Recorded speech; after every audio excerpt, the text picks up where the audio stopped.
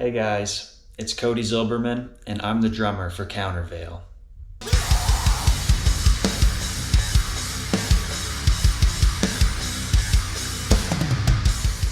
So I live on a third store. All right, let's just get this shit together, boy. Damn. So I live in a third floor apartment with my girlfriend Tiffany, and playing drums is, simply put, not an option. I've tried to make a silent kit in the apartment, and we've tried having the electronic kit up there, and I just get too many noise complaints. Fortunately, my mom and my stepdad have generously allowed me to keep my acoustic drum set in a spare bedroom of their basement. So big special shout out and huge thank you to them. I simply would not have the ability to play my drums near as much if it weren't for them. So I really appreciate you guys for helping me do that. So let's get right into it, guys. First things first, every drummer has to have a chair. So what I've been using for the last few years is a rockin' sock. Now this chair does have the lever that allows you to lower and raise it, which is nice. You know, you want to get your seat just right, otherwise you're going to get pain in your legs and stuff. Now, my dad actually gave me this chair a few years ago.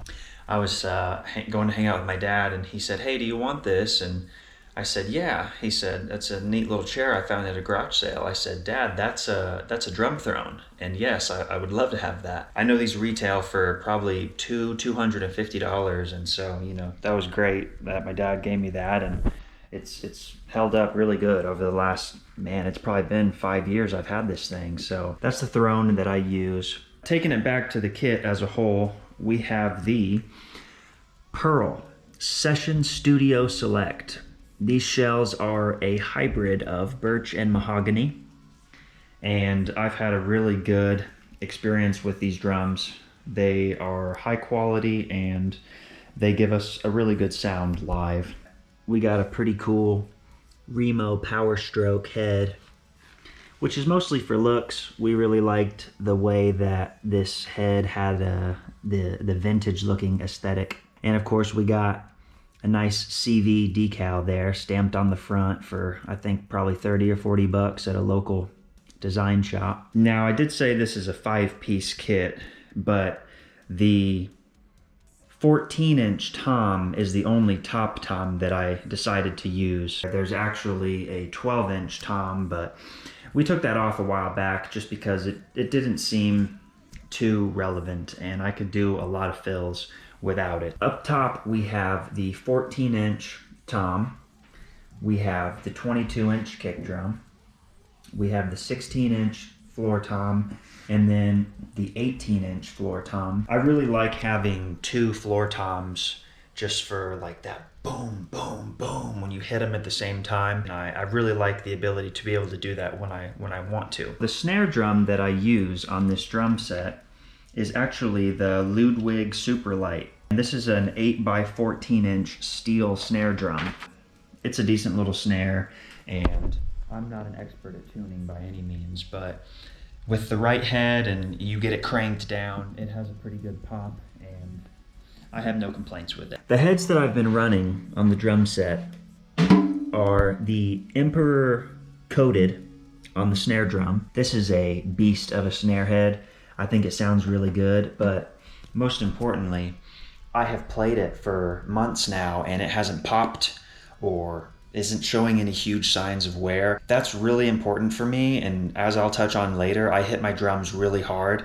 It's kind of like a running joke we have in the band that I'm always breaking China cymbals, because I think I went through like 3 in 2024. I hit my drums really hard, and I need heads that are gonna hold up to that kind of violence. We choose the Emperor coated on the snare, and I would not go to anything else at this time. The rest of the kit also is running the Remo Emperor heads, and I'm choosing clear for the toms because I think clear is just a cool look. I know some people like colored heads, and that's really cool as well, but I just chose clear at this time. And lastly, for those of you that are curious, on the 22-inch kick drum, I am using a Remo Power Stroke P3 clear bass drum head.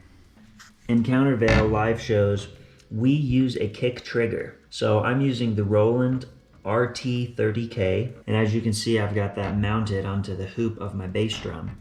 So all that does is make sure that when my beater hits the head of this bass drum, then this little device sends a sound to our rig, and the sound of the kick drum emits from the speakers. Two things. One, first and foremost, the day that we incorporated a trigger onto the bass drum for Countervail, we absolutely were blown away by how much more oomph and depth that the bass drum had when it was coming through the PA system and the speakers, and we could never go back. I mean, if you're serious about performing live in a metal band, and I mean honestly even other genres, like, you have to get the kick triggered, because the bass drum alone just does not cut through the sound deep enough. It gets kind of muffled out behind the guitars and the cymbals. Simply put, when we added a kick trigger to the kick drum, I really, and I speak for all of us in the band when I say I really believe that took our live performance sound to a whole new level, especially for our music, which is, a lot of intricate double bass work. It's a shame to not have that double bass work being prominent through the speakers and getting muffled out by everything else. As I mentioned previously, I hit my drums really hard, and that goes the same way with my double bass pedals. One thing that I've learned as a musician is if you want to play fast, you need to play softer. And this is something that I actively am trying to improve on, playing softer so that I can play faster and keep more accuracy. In line with this train of thinking is the kick trigger allows you to not have to hit the beaters to the kick drum so hard,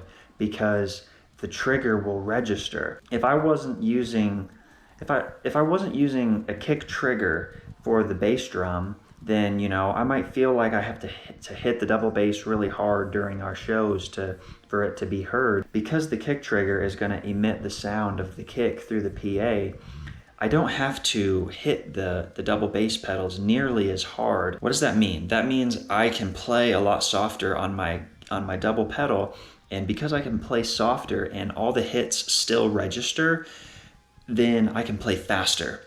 And that is huge for this genre of metalcore, where we have this double bass work that we have. So we do use a kick trigger, and it's huge for our sound, and it's huge for my endurance. The sticks that I use, I've been through a few sticks over the last couple years, but I mean, we're bringing it back to the basics here. We are just rocking Vic Firth American Classic Hickory 5A at this time. I really like these sticks. These, ironically, are a stick that I know is like a classic in the drum space, and I kind of intentionally avoided them for many years because I didn't want to be that cliche guy playing Vic Firth sticks. I always dabbled in like ProMark, and I bought them a couple months ago, and they are really nice. I do like them, and I will probably continue to use them at this time. I was previously using the ProMark Shirakashi Oak, and those are really cool sticks. They feel really good. And most importantly, they held up for a lot of time because the Shirakashi Oak by ProMark is an oak stick. These have been through a few practice sessions, but they're starting to show some wear. But I mean, I've really put this pair through some work. So overall, that's where we're at right now with the Vic Firth American Classic 5A Hickory. Those are the sticks for the kit. So if we start talking about the cymbals, we can start with the hi-hats. So the hi-hats that I use are 14-inch A Custom by Zilbermann. I really like these hi-hats. To me, these hi-hats offer a very classic sound. Not too bright, not too dark. They were an easy choice when I was building a kit. Probably the most relevant cymbal to talk about next, since we are on the A Custom, is my right crash. My right crash is also a Zilbermann A Custom, and it's an 18-inch. Similarly to the hi-hats, this is a classic crash cymbal to me. You simply can't go wrong with this crash cymbal. It has a very classic sound. I've been in Countervail for over two years now, and I've only broken one of these high durable no complaints with this cymbal at all. Highly recommend this cymbal if you're looking for a classic crash hit. For the left crash, I'm using a Zildjian K series Sweet Crash, and it's a 16-inch. This cymbal has been with me from day one in Countervail. It offers a very unique sound that cuts different than my main right crash. I would consider it like my accent crash, and it offers a nice unique sound that cuts really well. As I mentioned, this cymbal's been with me from day one. It's never broke. This thing has been through hell and back. So I'm a huge advocate of the K series 16-inch Sweet Crash. If we take a step below here, you'll notice I have this little accent cymbal. This is a Zildjian cymbal, the Trash Former. It is an accent cymbal. It's a 10-inch. This is kind of a bizarre cymbal, and as you can tell, I've had it on the kit now for about a year, a little over a year, and I've pretty much beat it to all hell. I mean, it needs to be replaced. At this point, this cymbal is a placeholder until I can get my hands on a new splash. If you look at the POV here of my kit, these are like, so, you know, obviously we've got the hi-hats, we've got the left crash, the right crash. In the middle level here, you'll notice that I have the Zildjian bell cymbal. This is probably my favorite little cymbal on the kit. I love the bell for accent hits or just to cut the silence. Huge advocate of the bell, love having the bell, but oftentimes in some fills, I will hit the bell and then this Trash Former as like accent cymbals. So this is like what I consider the mid-tier of my kit and my accent cymbals. And we got the Zildjian Trash Former 10-inch and the Zildjian ZiL bell. If we come over here to the right side of the kit, you'll see that I have two China cymbals. If we start at the bottom, this is a Meinl cymbal. This is the Dark Classic Customs cymbal. This is the 16-inch Dark Trash China. This cymbal is very high quality, I would say. These hold up really well. The reason why I have two Chinas on the kit is if we come to the next China, you'll notice that it's a little bit larger than the bottom one. This China is actually the Meinl Pure Alloy Custom 18-inch China cymbal. This China cymbal, this large China cymbal is my emphasis China. When I'm doing like halftime or we're doing a breakdown, like the end of Name on Me, this is the China that's getting smashed because I want that deep sound. I want it to cut through the entire audience. This smaller China, the 16-inch Meinl Dark Trash, is more of like my go-to. If I'm doing regular hits, then this is my go-to cymbal. It cuts really well, but it doesn't overpower. When I'm looking to get a nice clean hit, then I'll use the small, but I will use the larger Pure Alloy when I'm really looking to punch the crowd in the face and hit the crowd with, you know, some of our breakdowns in our songs. Speaking of breakdowns, if you can see here, this is actually the second or third of these that I have purchased at this point, and it's got a crack in it. Let's see if I can get that on the camera. Yeah, there it is. So it's cracked. I've probably got a couple more months with this thing, but you know, I hit my drums really hard. I hit my cymbals really hard, and this cymbal has held up pretty good for the most part, but it definitely breaks when you're behind, you know, a few months of live shows. You're just gonna have that. And so if we come over here to the last cymbal, it's the Zildjian medium ride cymbal, and it's a 20-inch. Now, we don't have a lot of ride cymbal work in most of our Countervail songs at this time, although we did put in a really cool chorus in our latest single, Unchained, that has a lot of ride cymbal throughout the whole chorus, and I was happy to add that in because it's been a minute since we've had a lot of ride cymbal in some of our songs. Overall, it's a nice cymbal. It is a little bit bright. The reason why I chose this cymbal is actually because I have a small cleaning company that I've ran for a few years, and one of the accounts that I have is a church. This cymbal was sitting in the hallway of the church for a few months, maybe even a little over a year. And finally, I had inquired to the front office, you know, hey, what's going on with this cymbal? And they said it had been donated and it's no longer being used. So I put in a pretty fair offer and actually ended up getting the cymbal for a really cheap price. So that's mostly why I chose this. Would I say that it's the optimal cymbal for the kit? Probably not, but it's working at this time, and overall I don't have any major complaints with it. So next I'd like to show you guys the double kick pedal that I use. The Pearl Eliminator Demon Drive. Now, I love this pedal so much. It is just really high quality, and I've had this kick pedal for probably going on 2 years now. The thing that I like about the Pearl Demon Drive is a few years back when I used to play in this little band. It was like a Sam Ash event, which is a local music store here in Indiana, which actually closed down. But years ago, I signed up to do like a be in a band program, and we were playing on a stage inside the music store, and I got to use a drum set that had the Pearl Eliminator Demon Drive. And at that time, I remember just really liking the feel of the pedal, and I actually remember thinking to myself, like, this is the nicest pedal I've ever played on. If I'm ever serious and I ever want to get a new pedal, then it's going to be this one. So that's why I chose the Pearl Demon Drive double bass pedal for Countervail. So the hi-hat cymbal stand that I use is DW3000. This is a high quality hi-hat stand. It's got the double brace legs. You'll notice I've got the double braced DW hardware on the majority of the kit. This is like a little cymbal arm accent attachment, which I use for the ZiL bell. Basically, we've got all DW hardware for the drum set.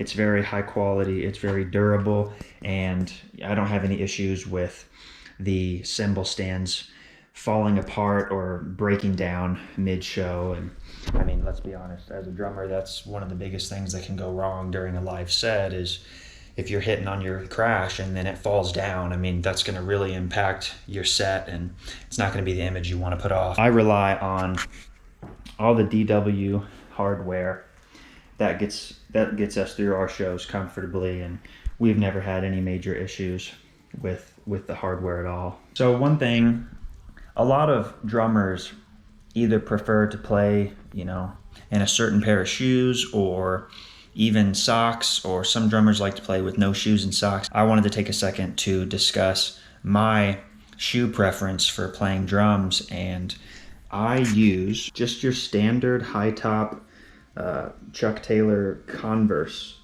shoe. I really like these shoes for drumming because they're just all flat, they have a nice rubber sole, and they've always felt really good to me when playing double bass. I played for years in high school at my grandparents and just socks, so I got used to playing with just socks for quite some time. And even in 2024, a little while, I would play live with just my socks. And I started to get back into wearing the shoes, and the high top Chucks, they just work really well for me. They keep the same feel that I get with wearing no shoes on the pedal, but they just give me a little bit more support, and I feel like that my feet just are able to have a little bit more control on the pedal, which is good, and it's important. But ultimately, as a drummer, you have to find a pair of shoes or a setup that works for you. That's something I don't think a lot of drummers might consider speaking about in a like a behind the kit review, is what kind of shoes do I wear and why. Some drummers just wear any shoes that's available, and then there's some guys like me that when I'm going to play drums live, I have a certain pair of shoes on. But yeah, that is the shoe for me. So as far as in-ears go, I just use like the standard Shures. These are recommended from the guys in my band a couple years ago. They said, hey man, you got to get some in-ears, some Shures, but these were like $100 on Amazon. These are what I use when we play live. Some people say that they fall out. I haven't had that issue personally, but I'm an advocate for these Shures. Looks like SE 215 or something like that. I don't even know. Yeah, SE 215 Shures. They're about $100. I've had them now going on 2 years. They held up really well. They do come with a carrying case, so I like that. But those are the in-ears that I use, and I would recommend them. Another thing you probably notice is I use a Meinl drum rug. This was about $120, and it's held up really nice. In the near future, I'm actually going to probably switch to an all-black rug, just because it's easier for what I'm about to explain. So you'll notice on the rug, I have various colors of tape that are set up. Every single one of these is designed to help me set up my drums very fast when we get on stage. So if you notice here, I have the left double bass pedal, and I've got some silver tape here outlined to show me exactly where that needs to sit. You're gonna see that again here with my left crash cymbal stand, and I have that stand color coded with a piece of gold tape so that I know that gold taped rubber piece is the one that sits in the square. You're gonna see that again here with my hi-hat stand. You're gonna see it with the legs on my bass drum. You're gonna see it with the floor toms. So I have my 16-inch floor tom color-coded with the teal tape and my 18-inch color-coded with the blue.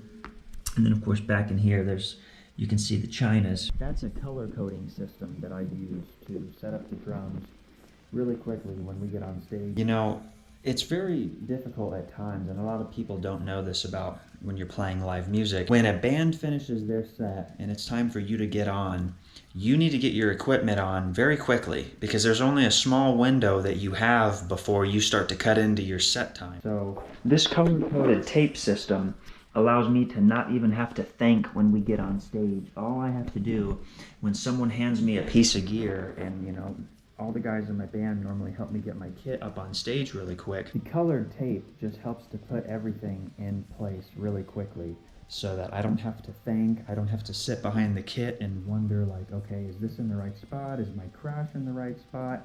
No games. Just put everything in its place and you sit down to play the drums and they feel exactly like they're supposed to. So I just wanted to thank you guys for coming along with this behind the kit for my drum set. My name is Cody Zilbermann and I'm the drummer for Countervail, and I've been with Countervail for about 2 years now, and this is the setup that I have used to record songs, play live shows, and most importantly, have a great time with the band. I want to thank you all for watching this video. I hope that you got a feel for, you know, a little bit more of my personality as well as the kit setup that I use and why I use every piece. It's very important. So thank you guys so much for watching this video, and we will see you in the next one.